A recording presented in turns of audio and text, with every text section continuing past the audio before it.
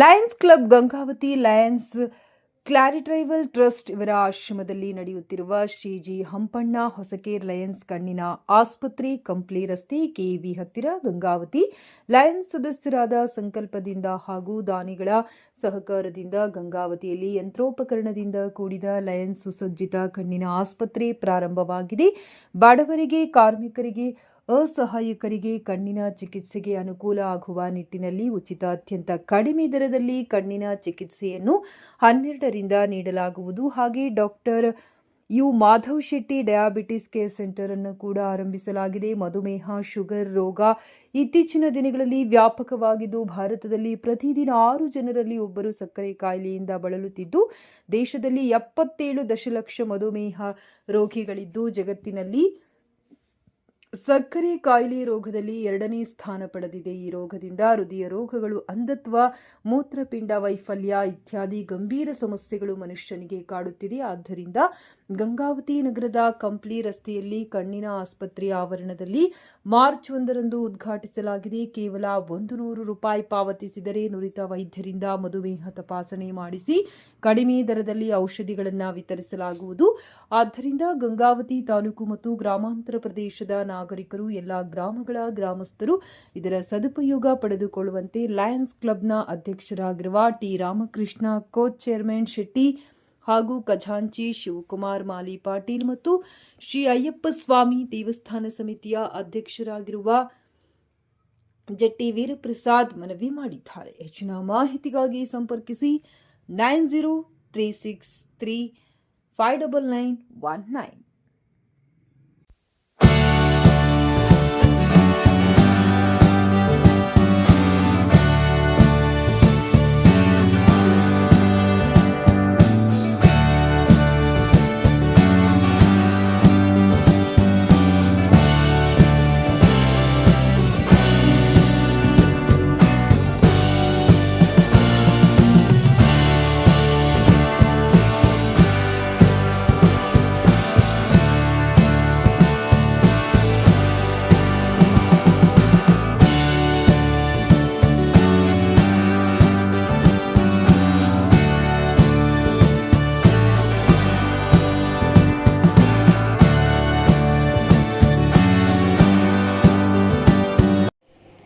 ನಮಸ್ಕಾರ. ನಮ್ಮ Lions club Gangavathi ಇದು 55 ವರ್ಷದ ಕೆಳಗೆ ಗಂಗಾವತಿಯಲ್ಲಿ ಲಯನ್ಸ್ ಕ್ಲಬ್ ಏರ್ಪಟ್ಟಿದ್ದು. 5 ವರ್ಷದ ಕೆಳಗೆ ನಾವು ಗೋಲ್ಡನ್ ಜೂಬ್ಲಿಸ್ಕೊಂಡು ಮಾಡಿದ್ದೀವಿ.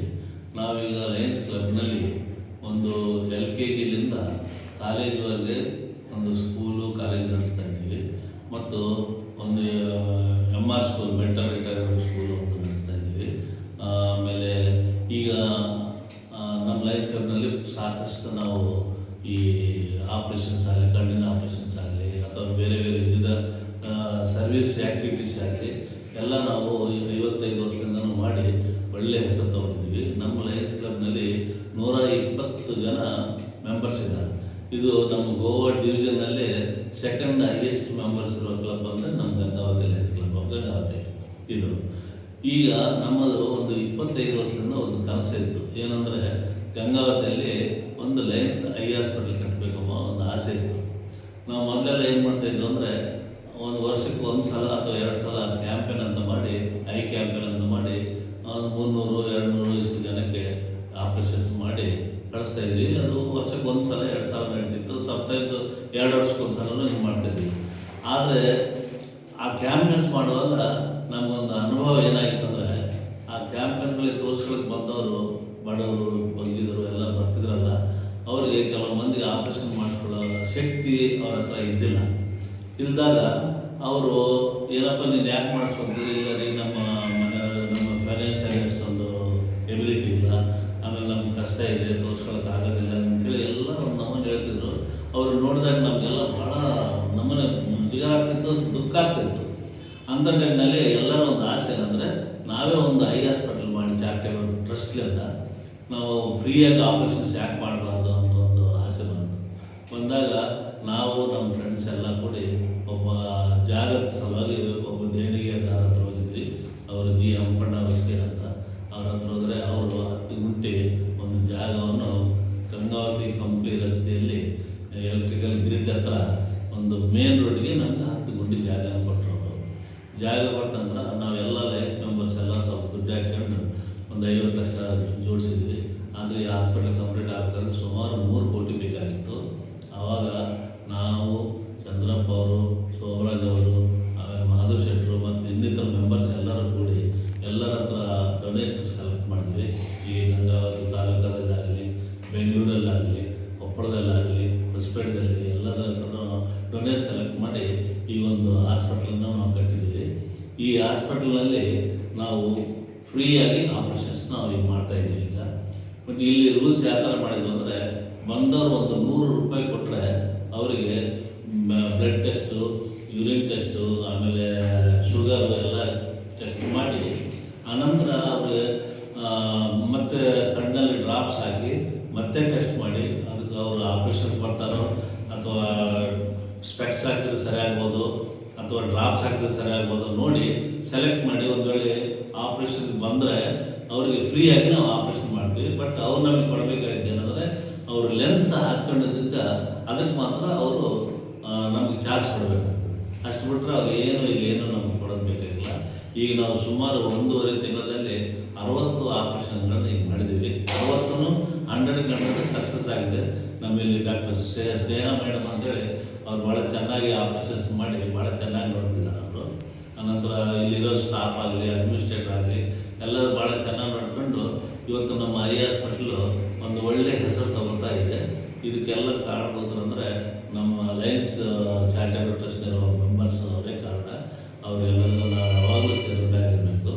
ಇದಾದ ನಂತರ ನೆಕ್ಸ್ಟು ನಮ್ಮ ಡಾಕ್ಟರ್ ಮಾಧವ್ ಶೆಟ್ಟರ್ ಅಂತೇಳಿ ಅವರು ಇಲ್ಲಿ ಯಾಕೆ ನಾವು ಇನ್ನೂ ಇಷ್ಟು ಜಾಗ ಇದೆ, ಒಂದು ಡಯಾಬಿಟಿಸ್ ಸೆಂಟರ್ ಯಾಕೆ ಓಪನ್ ಮಾಡಬಾರ್ದು ಅಂತ ಅವ್ರು ಹೇಳಿದಾಗ ನಾವು ಅವರು ಸರ್ ಮಾಡ್ತೀವಿ, ಯಾವ ಥರ ಮಾಡಬೇಕು ಏನಂದಾಗ ನಾನೊಂದು 10 ಲಕ್ಷ ಕೊಡ್ತೀನಿ, ನಮ್ಮ ಹೆಸರಿಡ್ರಿ, ನೀವು ಅದನ್ನು ಸ್ಟಾರ್ಟ್ ಮಾಡಿ ಅಂತೇಳಿ ಅವರು 10 ಲಕ್ಷ ರೂಪಾಯಿ ಡೊನೇಷನ್ ಕೊಟ್ಟು ಮಾಧವ್ ಶೆಟ್ಟಿ ಡಯಾಬಿಟಿಸ್ ಸೆಂಟರ್ ಅಂತೇಳಿ ಒಂದು ಕೌಂಟ್ರ್ ಓಪನ್ ಮಾಡಿದ್ವಿ.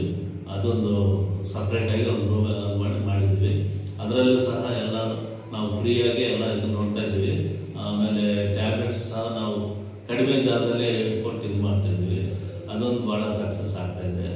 ಇದಾದ ನಂತರ ಮತ್ತೆ 3ನೇ ಸ್ಟೆಪ್ ಏನಾಗಿದೆ ಅಂದರೆ ಒಂದು ನೇತ್ರದಾನ ಒಂದು ಇದು ಕೌಂಟ್ರ್ ಇಟ್ಟಿದ್ದೀವಿ.